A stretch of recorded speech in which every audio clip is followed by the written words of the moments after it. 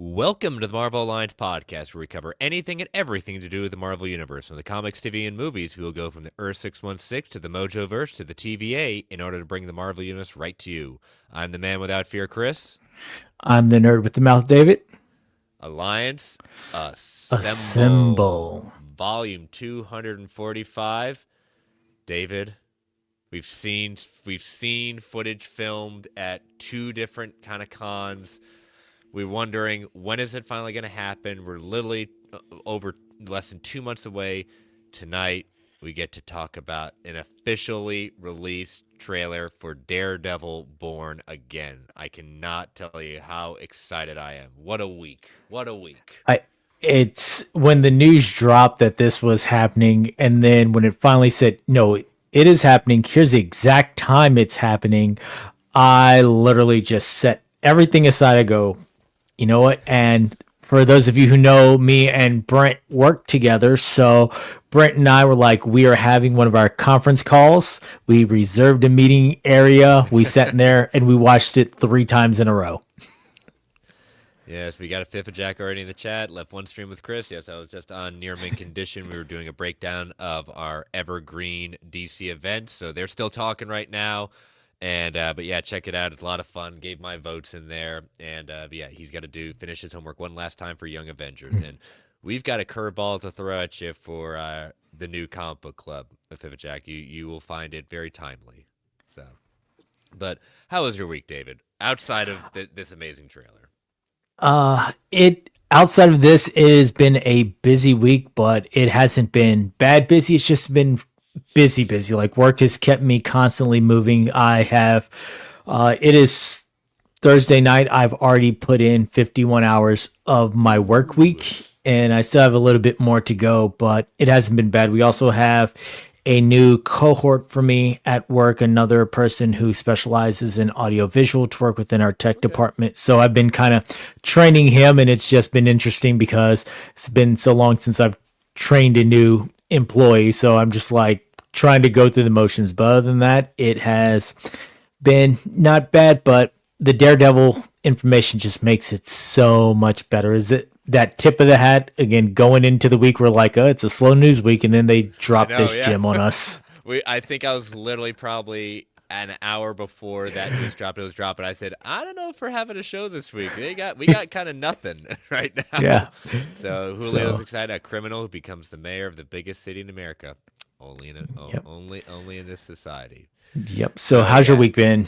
it's been amazing.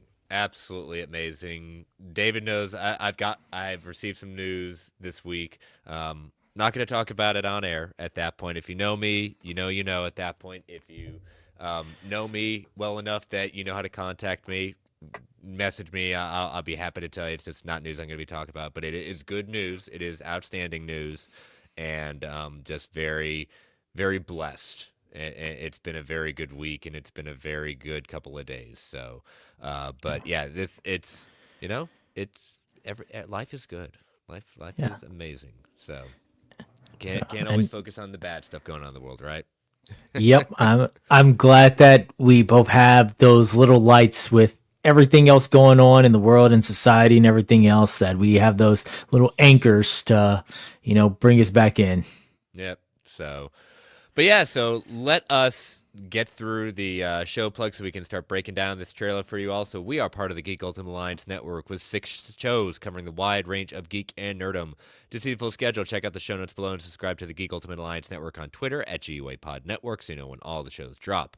We also have a Patreon, so if you want to throw a couple of shekels our way, we've got 2 tiers. Our dollar tier is our tip jar. If you want to say, hey, we think you're doing a good job. And then we've got our $5 tier with ad-for episodes, early access episode, and Patreon-exclusive shows, including the 2 shows Brent and I have done on the Patreon. We can watch this all day. The Infinity Saga rewatch, where we looked at all 24 movies in the MCU's first 3 phases, including Black Widow. Gave our reviews. Check that out, including our recently wrapped up show, Tales from the House of X, where we looked at and reviewed our favorite movies from the Fox era of X-Men. So that is all out there for you to listen to. We also have the DC Alliance guys doing their DC films through the years. And we've got Joe doing his on the 1st and 15th of every month, breaking down in chronological order every single animated movie from Walt Disney Animation. So he actually reviewed one of my favorite Disney movies of all time. I know what the spoiler wasn't necessarily his favorite, but I adore Sword in the Stone. I'm a King Arthur fan, and I adore Sword in the Stone. I adore Merlin. That movie. Yes, he's right about a number of those things that are questionable about the movie, but I that is one of my favorites of all time. So check it out. At that point, we want to thank our patrons. We can't do this without your support, but if you're not a member of our Patreon, we totally understand. If you can take 30 to 90 seconds and rate and review us on the Marvel Alliance solo feed on Apple Podcasts, Spotify, Amazon Music, we greatly appreciate it. And last but certainly not least, we want to thank our official sponsor, OrganicPriceBooks.com, for every omnibus hardcover collected edition needs. JP at the Crude OPB have got immaculate customer service, excellent packaging, ships around the world. A little bit, probably a couple of days left before locking in these pre-orders on X Factor, by Peter David, Volume 4, Spectacular Spider-Man by J.M. DeMatteis Omnibus. Got reprints of Wolverine Goes to Hell, lots of great stuff. Use that code MarvelGUA at checkout to get $2 off every single order. We want to thank them for being our official sponsor. All right. Again, this was an interesting thing just because what we found, it's one of those things where I'm very fascinated by how, when we saw these leaked trailers, and both of them were interesting. Like we got the SDCC one, and we saw that was out there for a while. It got taken down if you get the while, but they kind of floated out there. Same thing with D23. They allowed people. I don't think they purposely did, but it seemed like they were okay with it kind of being put out there, and so we were wondering, are we getting basically those two trailers meshed into one? And instead, we get parts of that, but we get basically an entirely new trailer that we have really not seen before. We may have seen aspects of it, like, well, we'll see the Frank Castle scene. That's there. That's been in all of them. But for the most part, this is, I'd say, about 85% new stuff that we had not seen before. Yeah, we got bits and pieces originally, and like you said, it was odd, but I felt like it was free promotion for them to leave some of the leaked footage up as long as they did, because normally they are very quick to get that taken down. If it comes out around 6-7 o'clock at night live from the show, if you haven't watched it by 9 or 10, good luck finding it by that point, because they're very good with taking that stuff down. A lot of these original clips stayed up for almost a week on some of them. Yeah. But then to see, you got a few of those clips, but there was a lot of new stuff, and the overall mix of this was just amazing. Yeah. So, yes, Julio in the chat. Yes, Chip Zdarsky's reaction to the trailer. Check it out. Chip Zdarsky, for those that don't know, in Art of Marvel, Chip Zdarsky is an outstanding writer. Both independent labels and for Marvel, has done some great work with Spider-Man. He had recently a wrapped up run in the last number of years with Daredevil. That part of this series is taking homage from as well. So, and Omar Dan was just glad it wasn't the New York Comic Con trailer. Hey, I'm just glad we're getting it. Yeah. It's one of those things where. So, all right, Let's start breaking it down. So for those of you that don't, they're watching it at that point in order for us. Now typically Disney, usually is pretty good when it comes to reviewers. They don't do too many copyright strikes, but we're not about to tempt fate, so we're not going to be doing audio, and we're not doing full screen or anything like that. So we're just going to kind of talk through it at that point. But Daredevil Born Again, the title not only refers to the Frank Miller storyline from the comics, but it also is a tip of the hat to Daredevil coming back home, really more so than ever before, being MCU canon. People can say what they want. We've talked about it in the show many times. They say the Netflix shows are canon to the MCU. Well, there was always questions. They did these winks and nods, but it never felt fully in. Yeah. So So, but it's yeah, so good to see them fully embraced by this point with the not quite continuation, the nods to it. I mean, even in the trailer, you have so many things that allude to the original. I'm glad to see this a part of the fold, because it was an amazing show and it deserves its accolades. And hopefully, this trailer prompts people to go back and do a rewatch. yeah. All in the game saying encouraging that Justin Benson and Aaron Moorhead from Loki season 2 and 2 Moon Knight episodes were brought in to showrun this Daredevil show alongside Dario. I'm gonna butcher that. Scartapane, who worked on the Netflix Punisher. Oh yes. Like when they pivoted back to what made the show great during the strikes at that point, that was one of the best decisions they did, and we can see it in this trailer. Every little aspect just says, "Oh, we're it." I don't need it to be.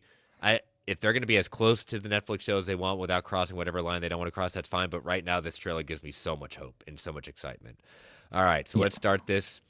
So we open with, look, close to a hallway scene, getting there. We get Matt taking down what we're going to see is one of our main antagonist villains for this is the character villain Muse. This character and Daredevil is in his dark red suit from the Netflix show, and Muse is a character that was created by Charles Soule, and considers himself an artist.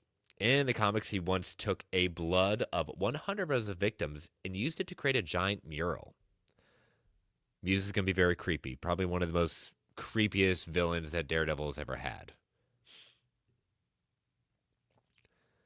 So we see Matt and Kingpin, Wilson Fisk talking in there, and you know what? We'll see later in the trailer. Going back to Muse, he's painting an anti-Fisk mural, and Yeah. I'm wondering, do you think, again, are we going to get Fisk really? Do you think we're going to get the anti-vigilante Fisk in the beginning of the show, or do you think it's going to be something that they're going to leave us for heading into next season? I think we are going to get a parody version who is using vigilantism as his way to grab power, using the divisiveness of hate to galvanize voters to his way. So I think that there will be some parody to real world events in that aspect of, for him himself, his hatred of vigilantes come from somewhere else, and his back and forth respect but hatred for Daredevil will be one thing, but his outward to what he gives his constituents and the platform that he's running on and how he rises to power is going to be that outward hate against those. No, it's going to be very interesting. So this diner that they're in, this is a diner that was featured actually in the previous series. This is where Matt and Elektra met in season 2, episode 6. This is the same diner. Now we kind of get we see Wilson we're going to hear that a lot where Wilson's going to be, cracking his fists or, twitching at different points, And when he starts twitching like he is, that's when he's getting that feeling, that violent impulse. And you're going to see him look at those cufflinks. Now, do you remember why those cufflinks are very important to Wilson? So his cufflinks has that family ties from, and I thought it was very interesting watching the whole time. I found myself watching, like, right, the scene that you paused on right here, Mm-hmm. watching his hands more than anything, because like you Yes. said, the anger, the aggression, you can tell where even in his calm demeanor, he is trying to keep the demon at bay, so to speak. He's trying to keep his angry half from showing. So, and I felt like they did a great job with his stoic nature, but still showing that dark side to him underneath.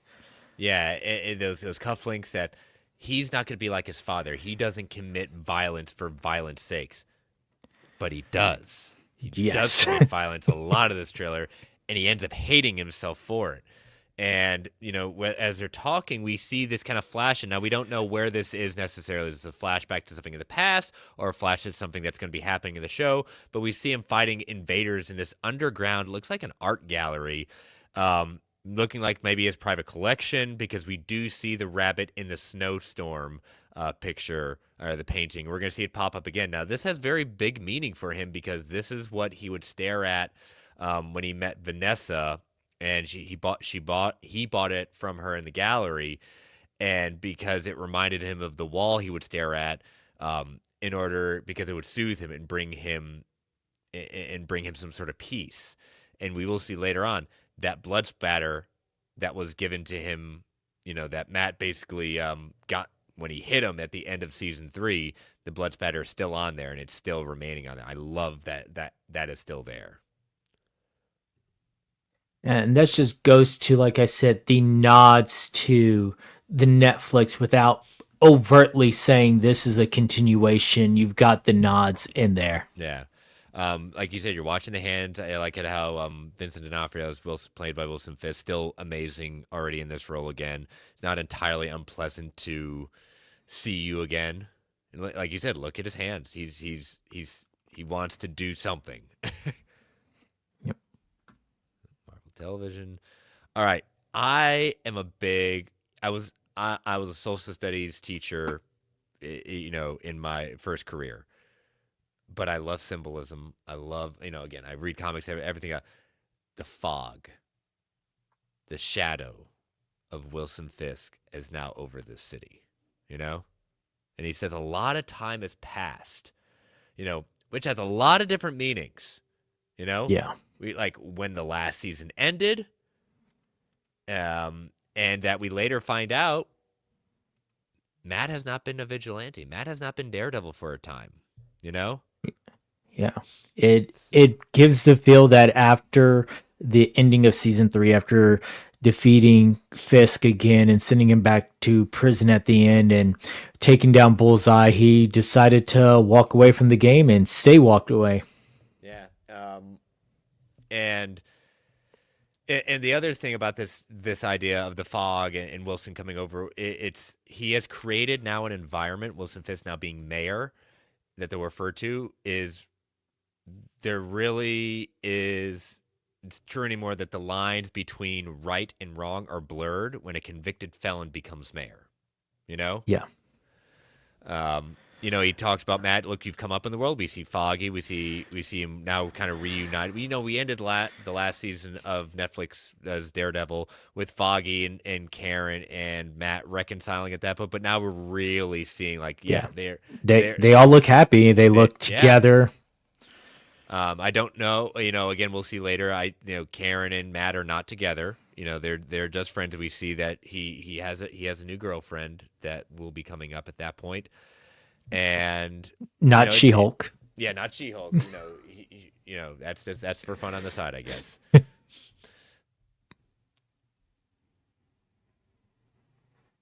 And he says, I could see the same about you. So we see, looks like probably New Year's Eve, Mayor Fisk speaking to them at that point.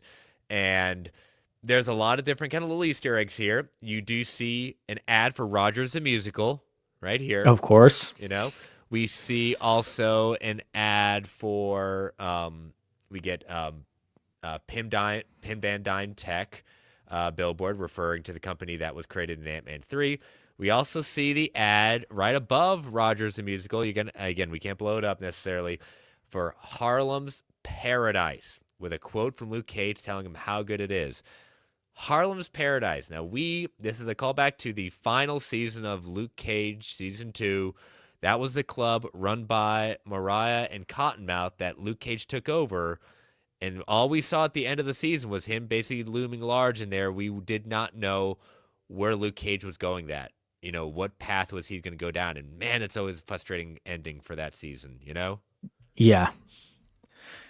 So it's good to see again the shout outs to the Defenders and everything that they had going together so that just have that nod, whether we see full on Luke Cage in the show or not, where we go with that, having that nod to him, having that nod to the Defenders is a nice little touch.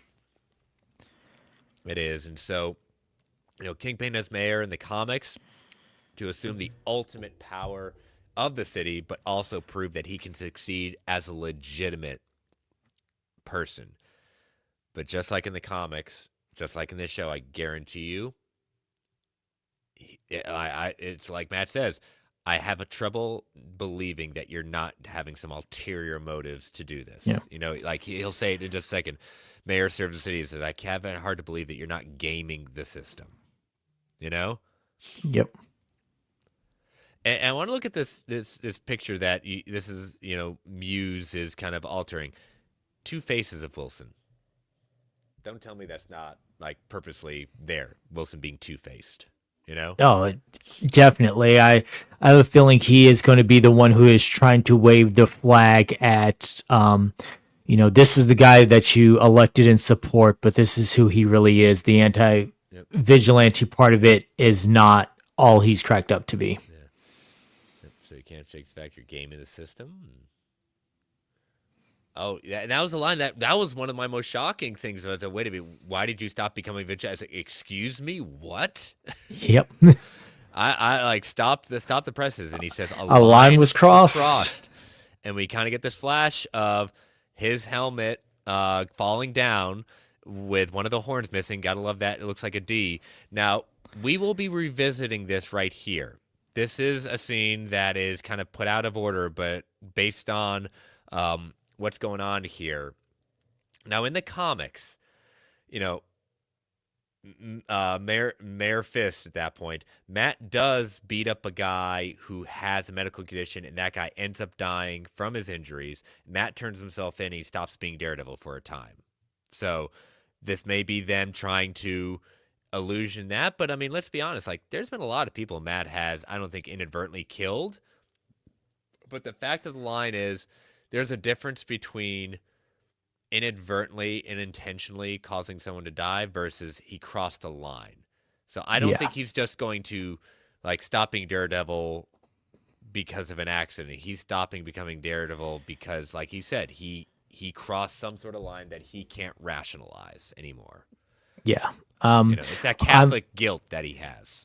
And that's the thing that I'm wondering if this is a situation where he went too far on someone who didn't deserve it. Yeah, when he's fighting Bullseye or he's fighting Kingpin, there's that level of intensity. But if you're fighting just a normal mugger or some sort of street thug, he didn't have to go that far. And now, if you've read a lot of Daredevil, then that Catholic guilt gets met every single time.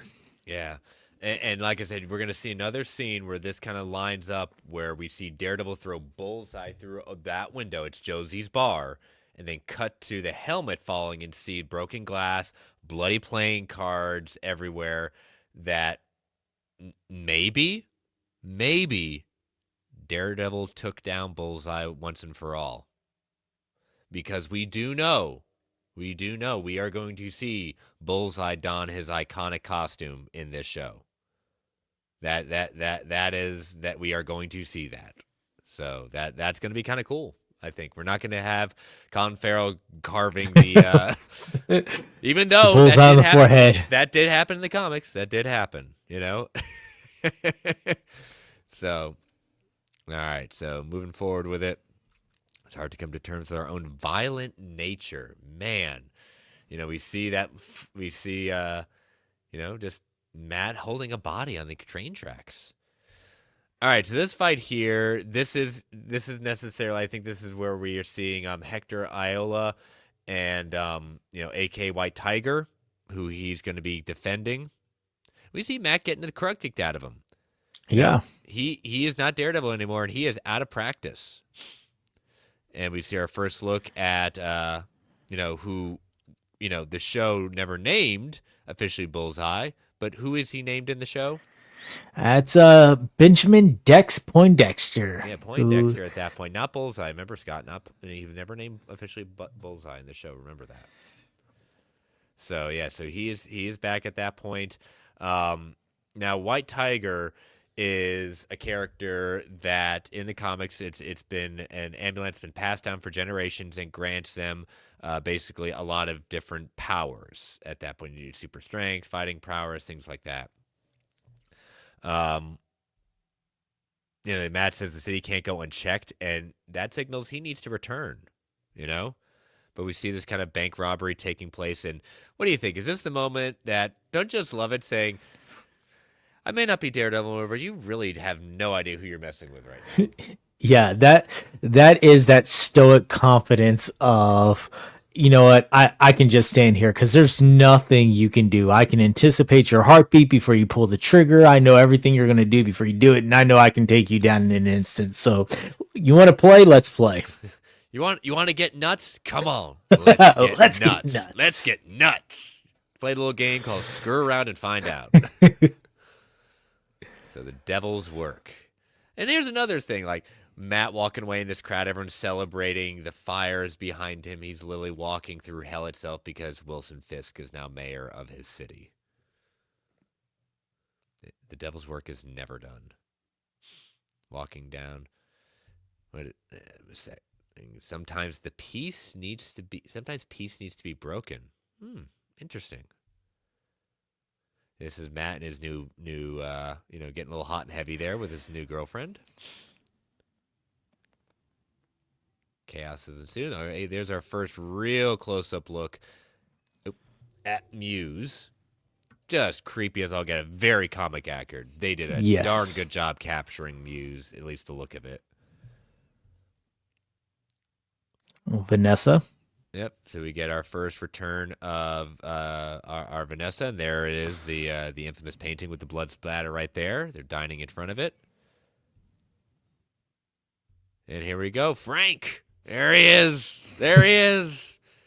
Officially confirmed on this show, thanks to my co-host Brent at that point, having Mr. John Bernthal tell Marvel Alliance that he was indeed back. That was an exclusive from Marvel Alliance, ladies and gentlemen. Let no one tell you otherwise. Here with the scoops. Yep, here we are, Scooper Madness, live and well. But yeah, so Matt yelling at Frank and ask him to drop the hatchet, aka can they bury the hatchet? So, wonder where Frank's been all this time. What do you think? Was he blipped? Did he get dusted? We know Matt didn't. You know?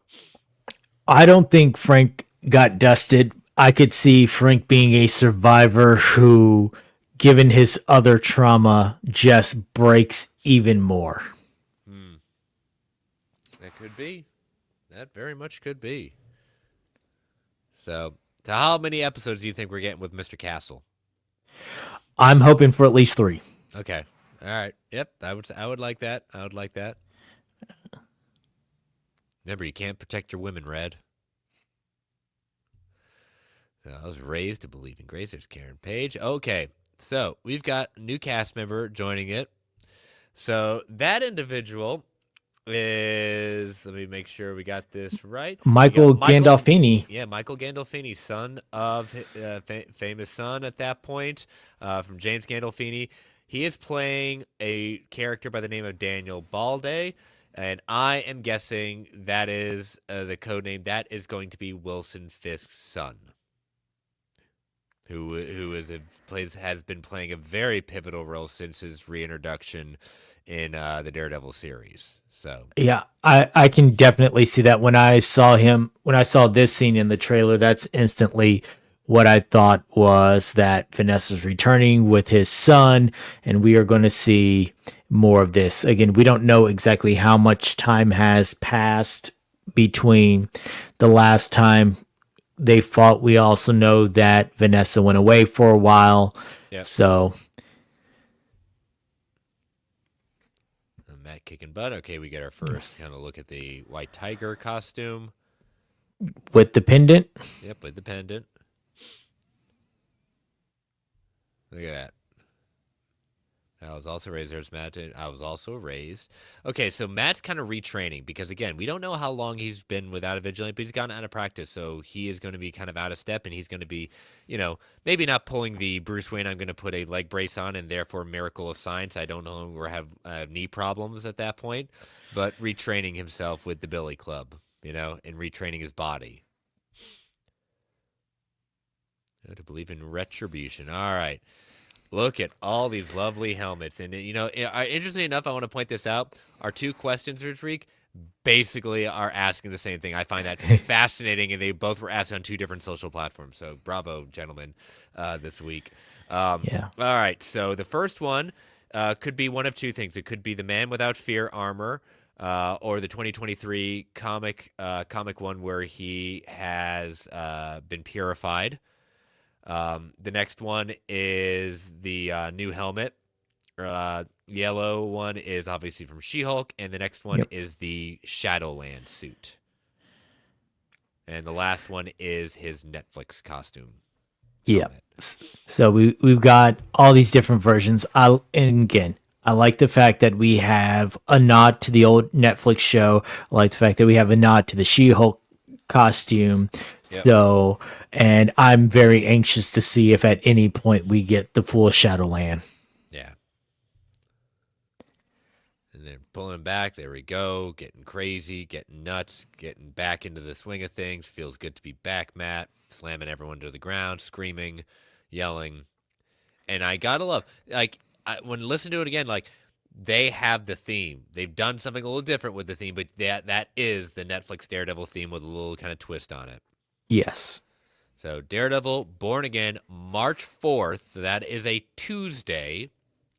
I am very happy about that because not saying, it gives me more time to rewatch it, more time to build this show, and I love and thank you Disney for putting this on the on Tuesday instead of Wednesday.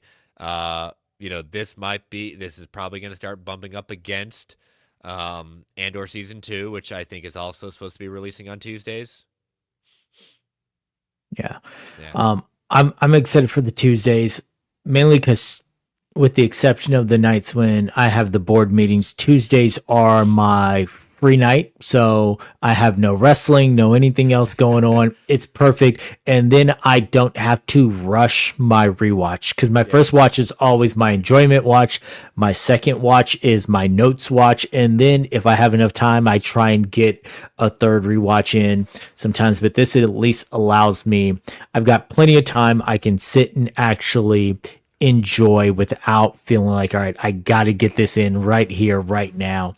So, nights when I have the board meeting and I don't get home until 9:30, I've got the time. I'm not in any rush. So I'm very much excited for the change to Tuesdays.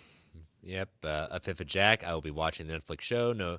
To prep as much as I can. Yeah, I've never really finished my full rewatch because it's one of those things that other things come up, and I said I'm one of those people. I've seen it so many times, it never gets old. So if I don't finish it, I'm not. It is what it is. Mari Daniels. I hope Matt has Jennifer Walters on speed dial for that backup. How great would it be? Owen Games says, how great would it be to get organic cameos from all the defenders by the end of the season? I mean, David's hoping for it. Come on, fact or fiction. We basically, Charlie Cox did confirm that around the time that the season premieres, they will officially be filming season 2. So I wonder if they're going to keep, is it going to be Daredevil Born Again season 2, or are they just going to be kind of a new, title for that? So we just know it's going to be season 2 of whatever Daredevil this is going to be.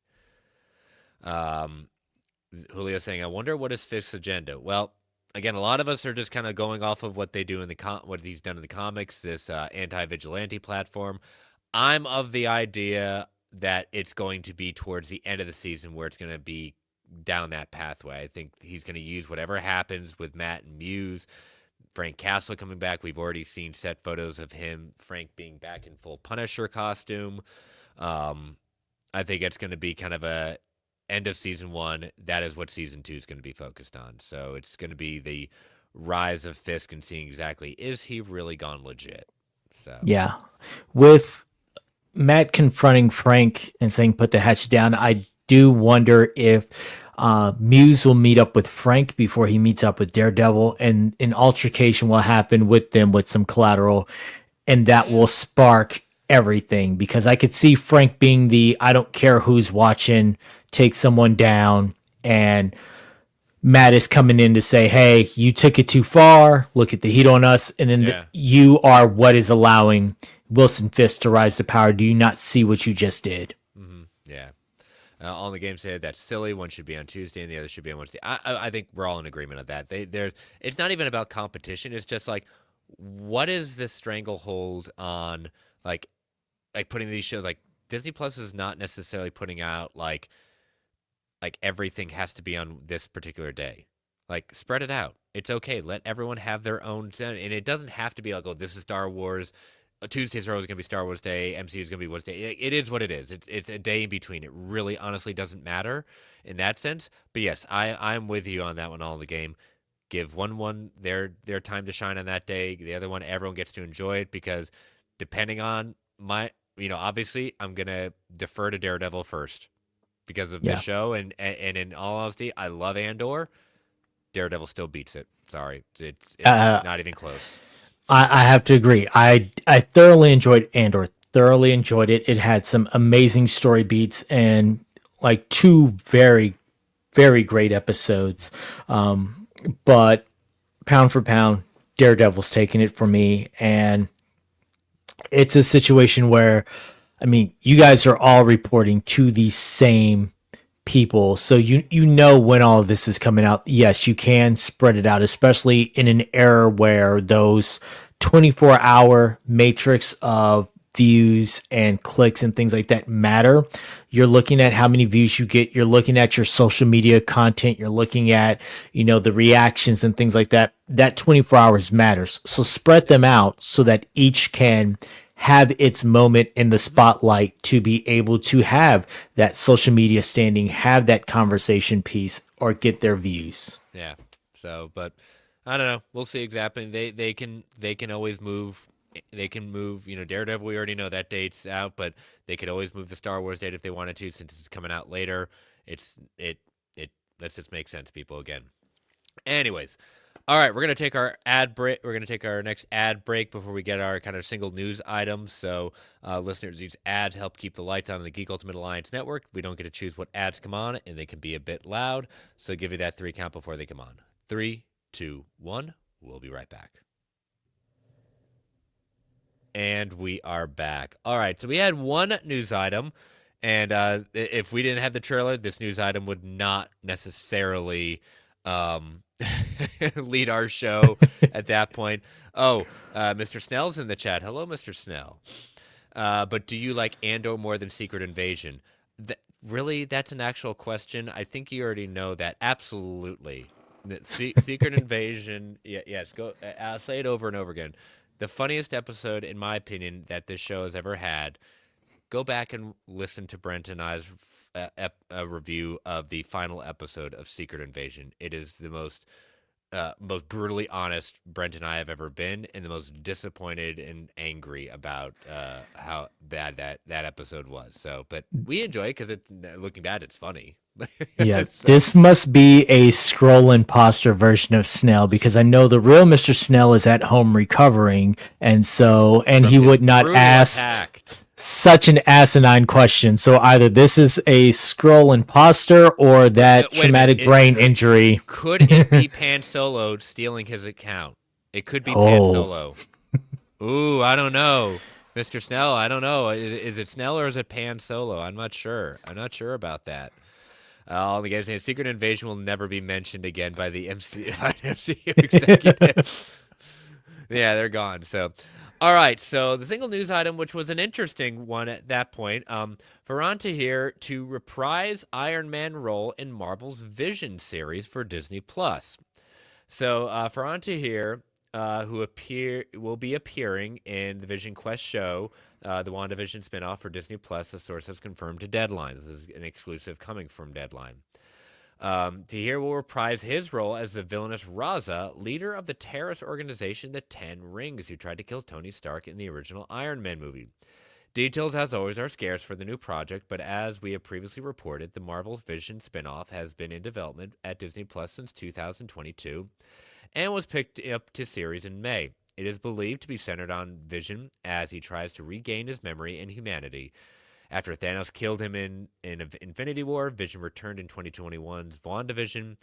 In addition to Bettany returning to his role, he has played three Marvel films. In WandaVision, James Spader will also be reprising his role as Ultron. Todd Staswick will also appear in an undisclosed role. And as we have also covered on the show, Star Trek Picard executive producer Terry Matalas will serve as showrunner of the series. Um,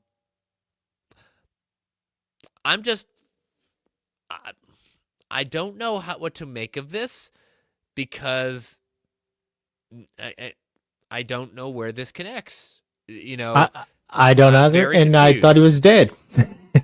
Well, I mean, dead is dead until we have a great story to bring anyone back at that point. I mean, we did see a body, but it was. I thought so too, because, well, no, we didn't see a body in this one. Technically, we didn't see a body because yes, Obadiah Stane kind of froze him, and then he had the people go in and shoot up everything at that point. But we never saw his body, so no, sorry, we should always assume we don't see a body. They're never dead.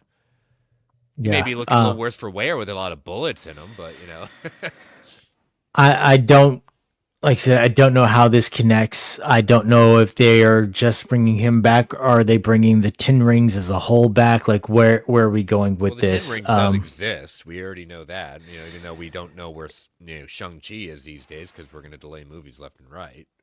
So, Stay and tuned for that post credits. that goes to beg for a different question. Like, why bring in the leader of a section of the Ten Rings if you are not going to make some sort of nod or announcement towards Shang-Chi? Like, since it is so embedded in that story, it would kind of it feel off to me to have this organization mentioned and you don't nod to the previous mentions that we've already have and established. Yeah, I outside of yes, Tony and Bruce creating Vision. All right, so Tony putting memories in there. I don't know. This is my first one of these things. Like I don't understand. This it's not like it's not even a question of who asked for this. It's just like I don't like. I can understand Ultron coming back. That makes sense to me. Totally makes sense. This one, I don't know. I'm not seeing it right now. Doesn't mean they can't create it. And again, I have full faith. I've said it before. Terry Metalis is an amazing showrunner. His his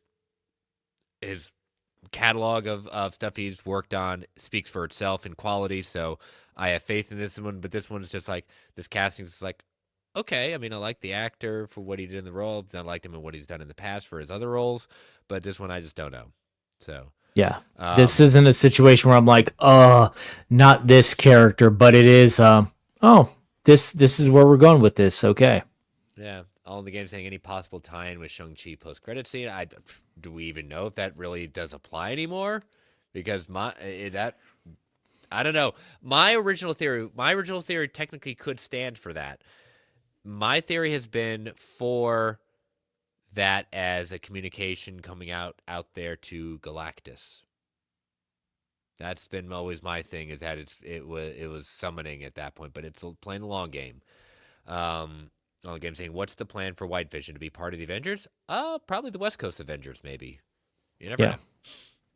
So, but yeah, we're just gonna have to see. I like hearing more and more stuff talking about Vision Quest at that point, if that's what we're gonna be calling it.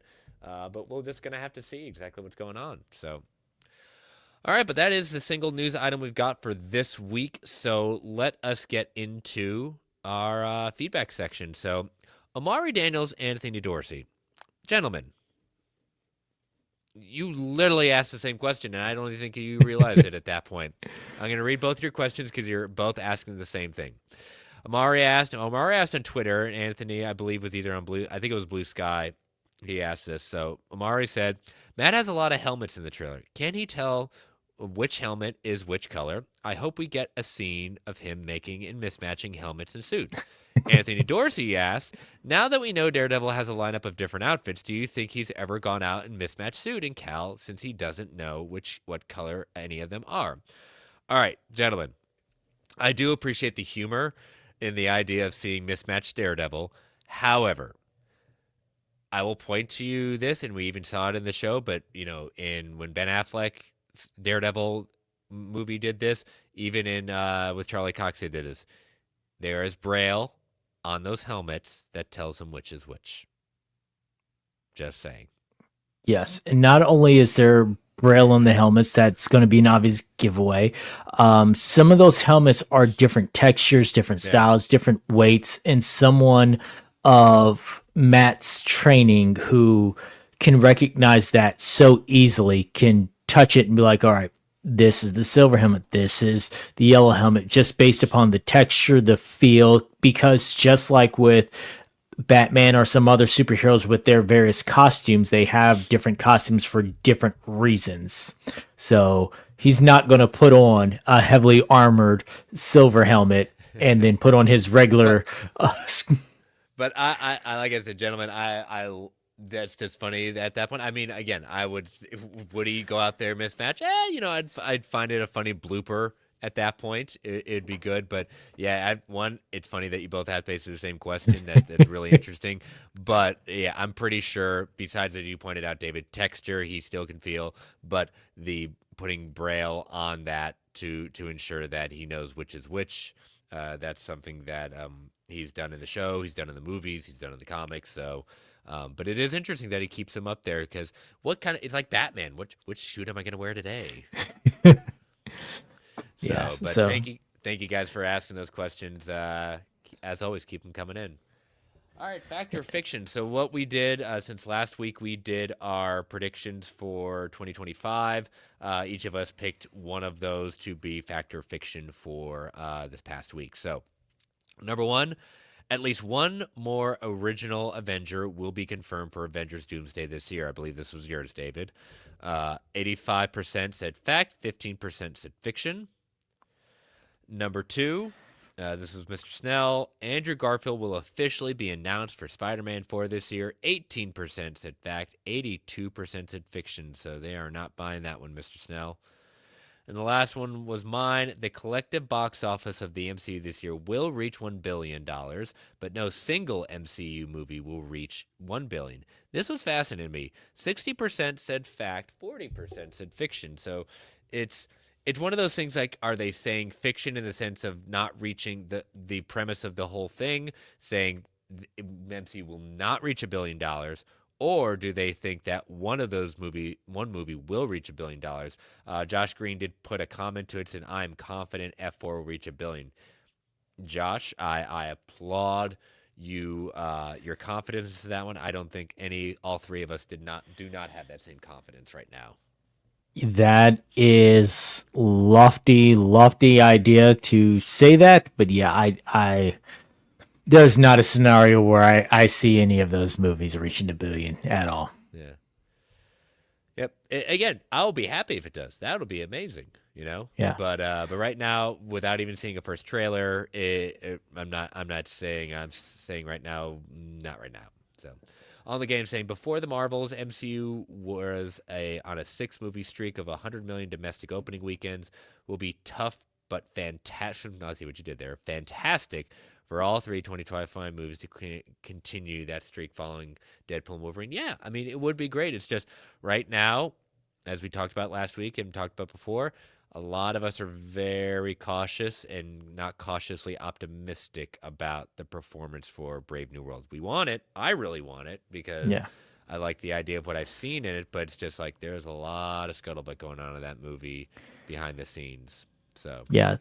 With everything that I've heard that has happened behind the scenes, the rewrites, the reshoots, and then, like I said, I want Anthony Mackie to be successful. I want Sebastian Stan to be successful. I want this movie to be near where the other Captain America movies have been. I just feel in my guts, due to multiple circumstances, that it will fall short of that mark. so all right, so fact or fiction right now. Oh, all in the game saying Cap 4 right now has an 85 to 95 opening weekend forecast. Okay.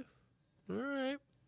You know, Julio saying 700 million for the MCU is fine. Yeah, again, it's not one of those things that, again, it's just my prediction at that point. We've got 3 movies coming out.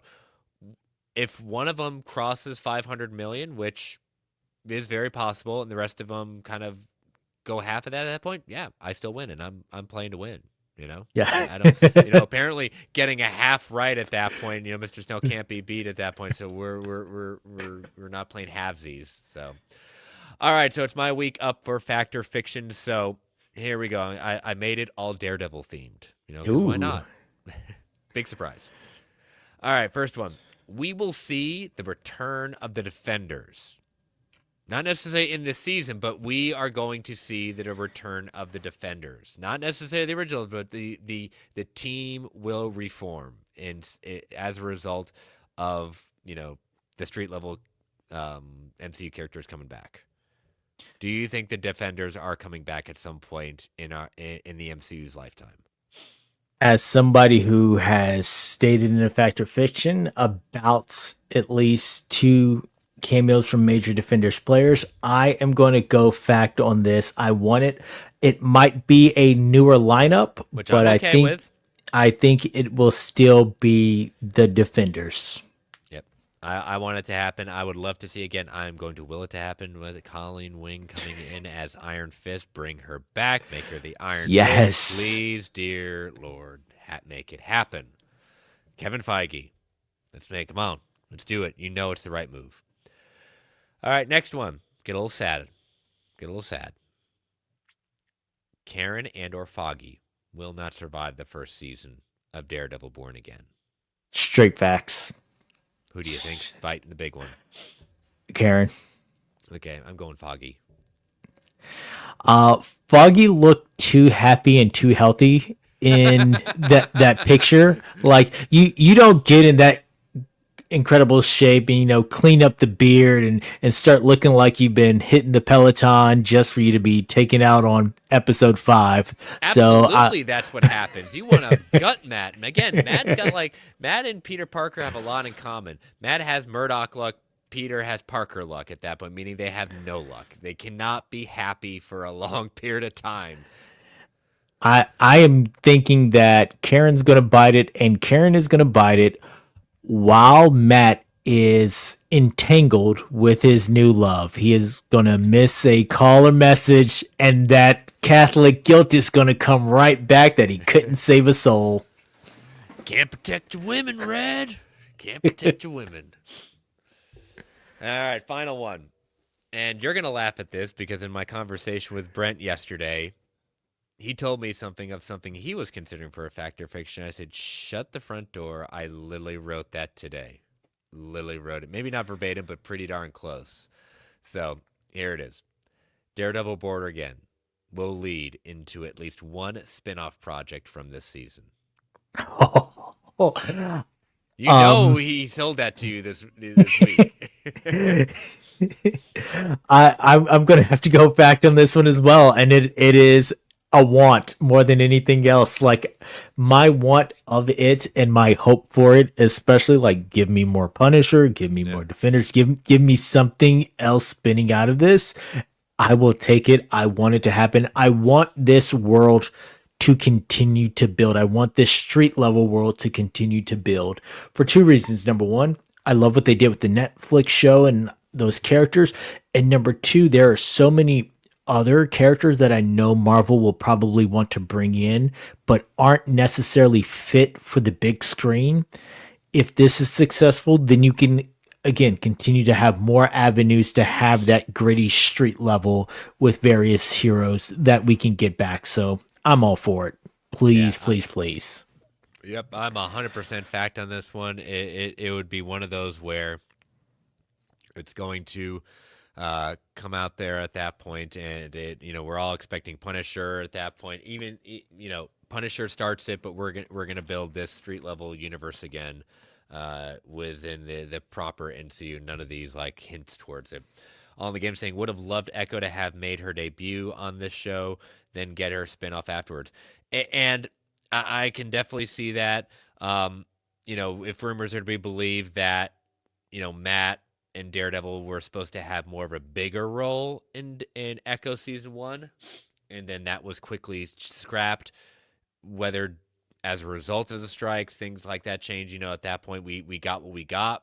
I'm thankful for what we got, but I also really liked the idea of, if the other rumor is true, of how Echo was going to be leading into Daredevil even more than what we got with Wilson Fisk hearing about the mayoral race, her showing up in New York, meeting Matt again, and looking and started that. I thought that would be even better too. So. Yes. But all right, so I will post those as always on Sunday afternoon, so let your voices be heard on that. And David, it is time to talk about a little bit of closing out finally Young Avengers. So let us pull that up. Young Avengers issue number 12, the conclusion of this first look at this team. So we left off with basically another Kree Skrull war fighting over the determination of Hulkling.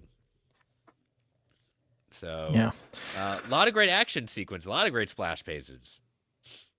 Yeah, we open up with an incredible shot of Cap holding a young patriot who took a shot for him to end the last issue. So this whole opening splash, this moment is just it's incredible with Cap holding Eli and Eli's struggling to whisper Cap's name. You see the action in the background of the new Avengers along with the young Avengers fighting off the Krees and the Skrulls. Yeah. And again, it's a big. I just love all this. This is like pure summer blockbuster. Let's get some big superhero action, fighting everything at that point. I love the interaction Wolverine has with, basically our our speedster, Tommy. At that point, it's really really fun, you know. Yeah. But we see Super Skrull trying to defend Hulkling and trying to get the Skrulls to understand what's going on. And what do you think about this whole thing where, Hulkling comes up with the idea of like, okay, he's going to spend part of the time with the Kree, part of the time with the Skrulls, and part of the time on Earth. It's like we've got this like divorce happening at that point. And I love it. Wolverine figures it out, saying, "It's the Super Skrull you ought to be worried about." I don't know what you mean. He said, "Cut the crap, kid." He said, "How did you nose, bub?" So Super Skrull is going to be portraying Tommy, so that not Tommy, so that Hulkling can remain on Earth. Yeah. When they first started down the path of, okay, well, we're going to end this mini war. We're going to settle this by the son of Marvel shall spend half of the Earth year with the Kree and half with the Skrulls, in which time he will declare his ultimate allegiance. You get 6 months with dad and then 6 months with mom, and then you get to decide who you want to live with. Like, that hardly ever works in real life. It definitely isn't going to work when you've got this super powered being that these two races were willing to destroy Earth over. So, and then, yeah, Wolverine has had some hilarious moments throughout all of this. Like you said, his moments of telling the speedster, like, you're kind of sick for wanting to destroy these guys, but I like it. And then I like the cut of your jib. Yep. And then the nose knows. I really don't see Logan ever saying stuff like that. That seemed like I was like, I like it, but it's not something I don't think Wolverine would ever say. But yeah, we head into the hospital. Eli is getting a blood transfusion from his grandfather, Isaiah Bradley. So that's, if you continue on reading it, you'll see things that happen with that. The Avengers and the Young Avengers come to some understanding. Like, you can keep telling us we're not going to keep us formed. You can continue trying to fight this, but we're going to be a team, like it or not. And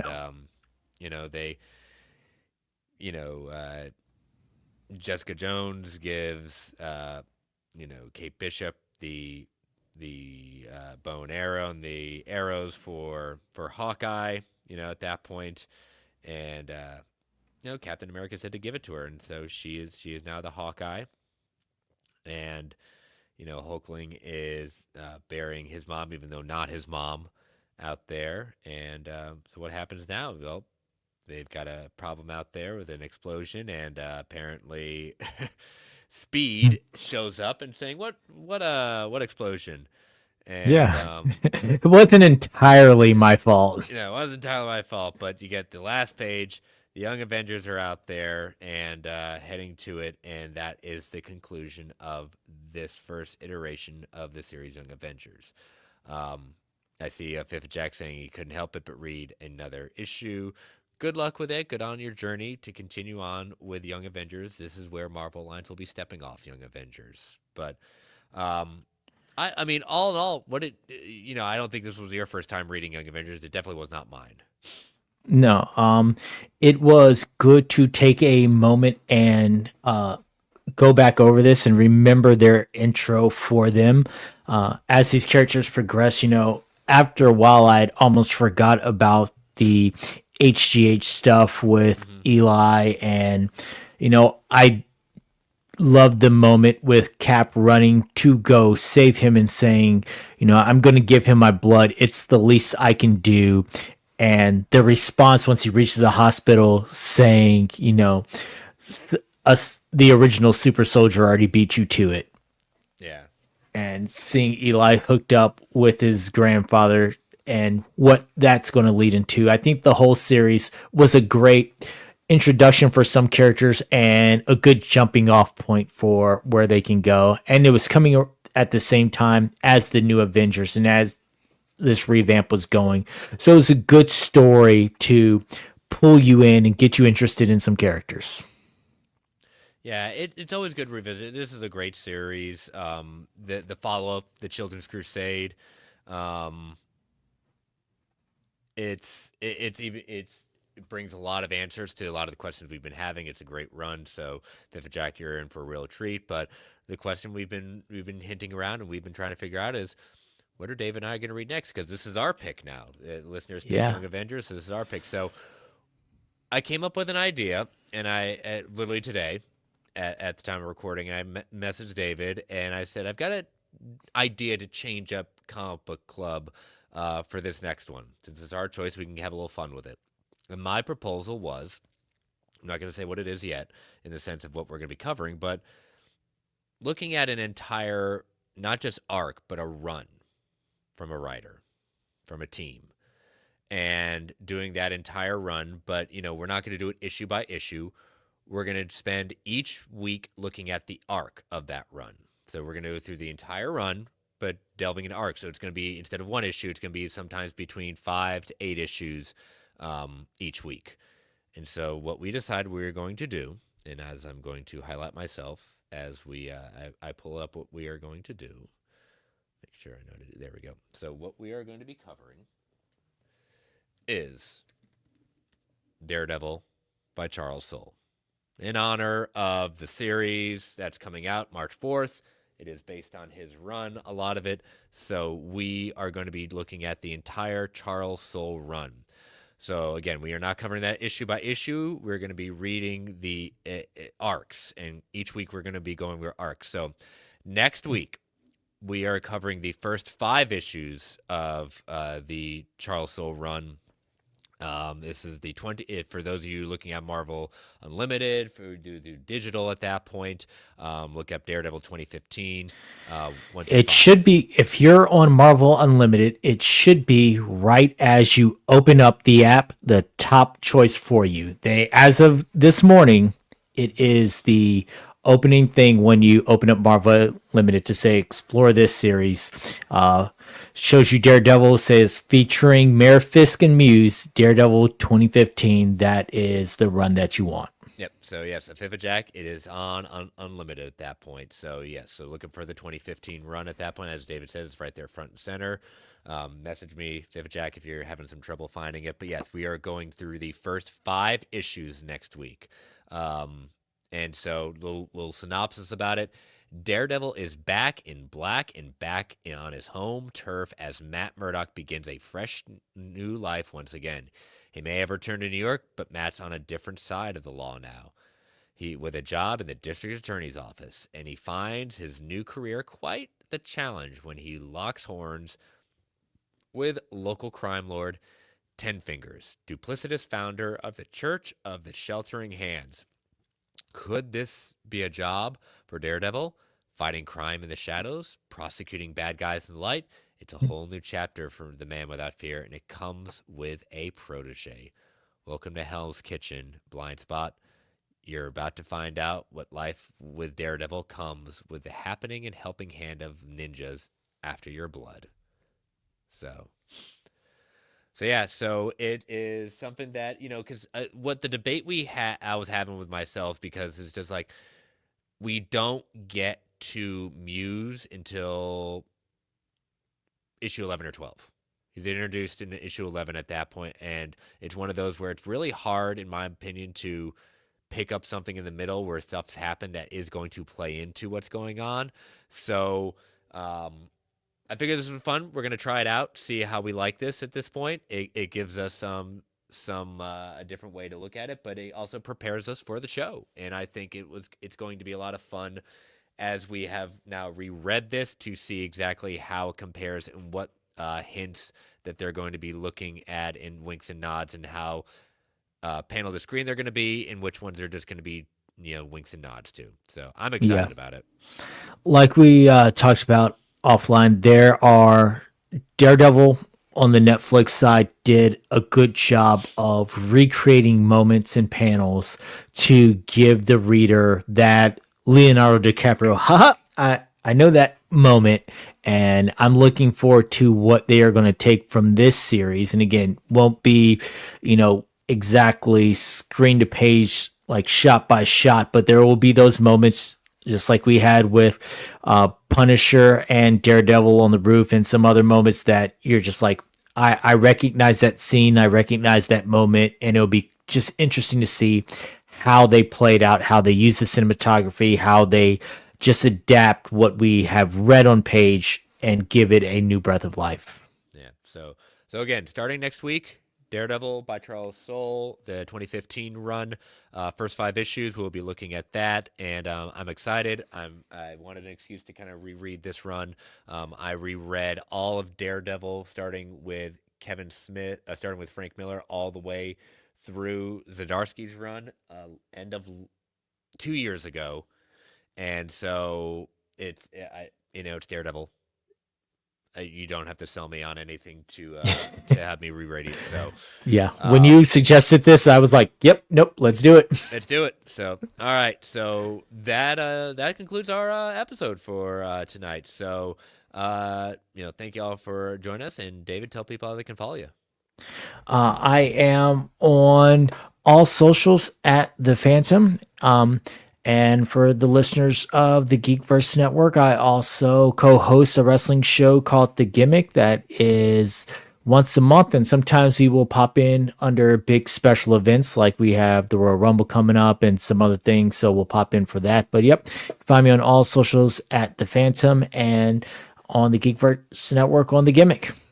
Yep, all in the game. Wrapping up saying, I don't know if you're a fan, but Severance Season 2 is finally back after almost 3 years.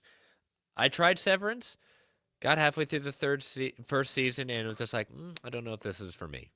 So I am happy for everyone else that is interested in it. How about you, David? I have seen it. I know it exists, but I have never watched it. Like I've heard mixed reviews, and with everything that I have going on in the TV sphere, I'm actually right now in the middle of a Defenders rewatch. So the entire thing, I just finished Jessica Jones season 1, and now I'm headed into Daredevil season 2. So, I've been pretty busy between 3 nights of wrestling, plus all my Marvel stuff, plus we just wrapped up with a Star Wars show, and so it just has not made the cut of my viewing experience. Too many shows. But all game, I'm happy for you. I'm happy for all y'all that are interested in that show coming back. So good for you all.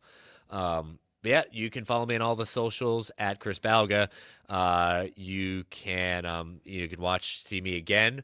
And like I said, I was just on Near Mint Conditions DC event Evergreen Team, so check it out. Thank you, Omar, for having me on there. You can see me on set this, as always, every Saturday on the Brave and the Boys channel, looking at the Organic Price Books weekly buyer's guide. And here's another plug.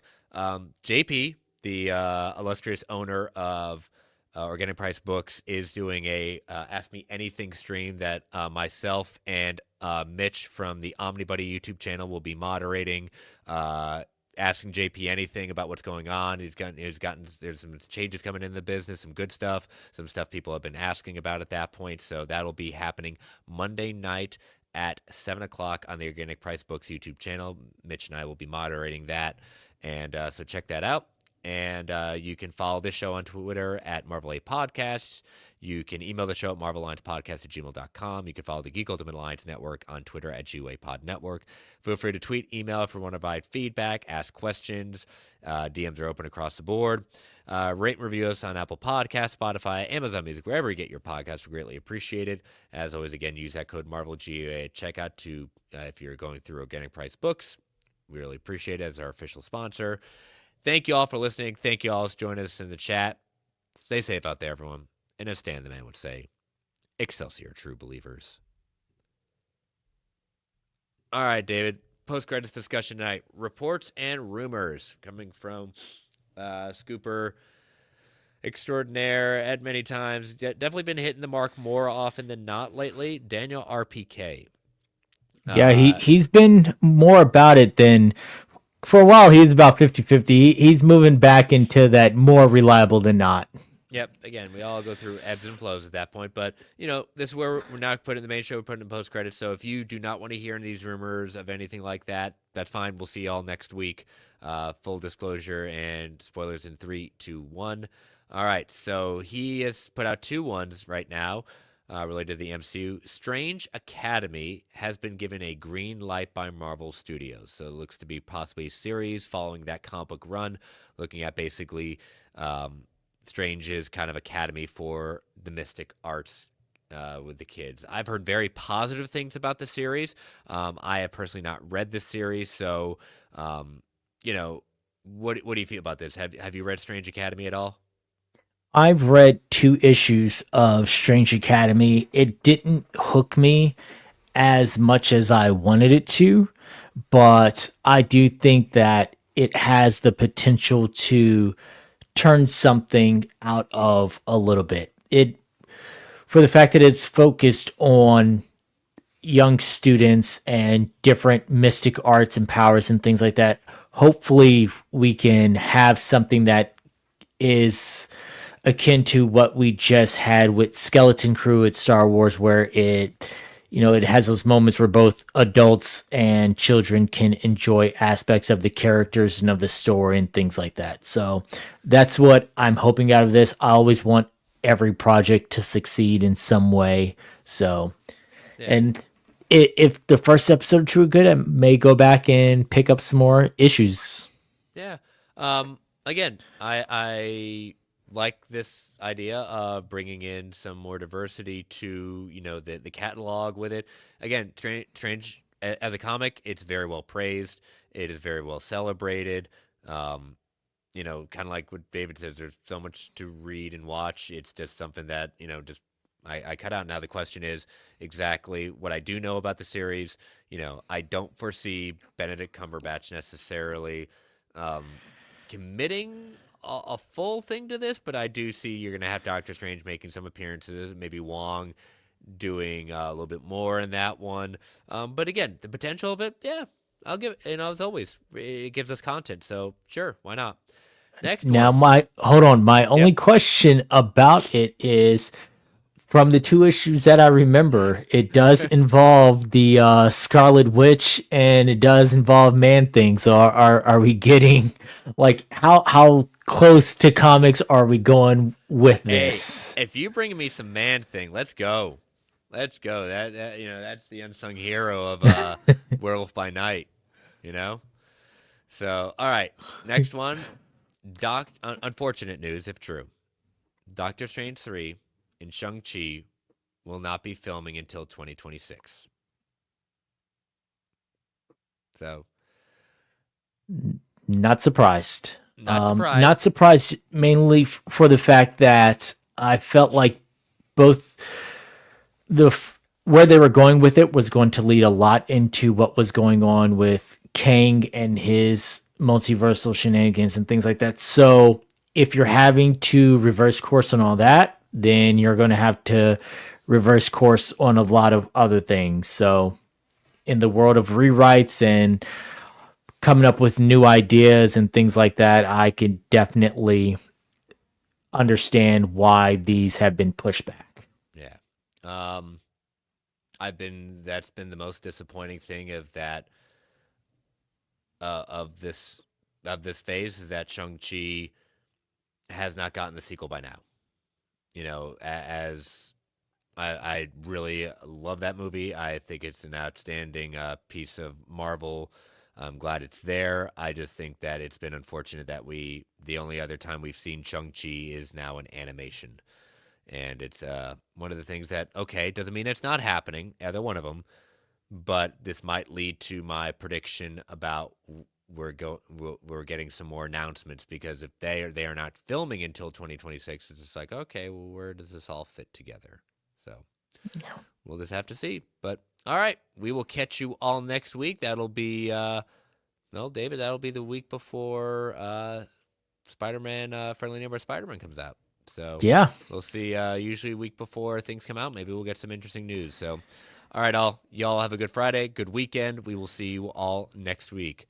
Catch y'all See you later. guys later. Bye-bye.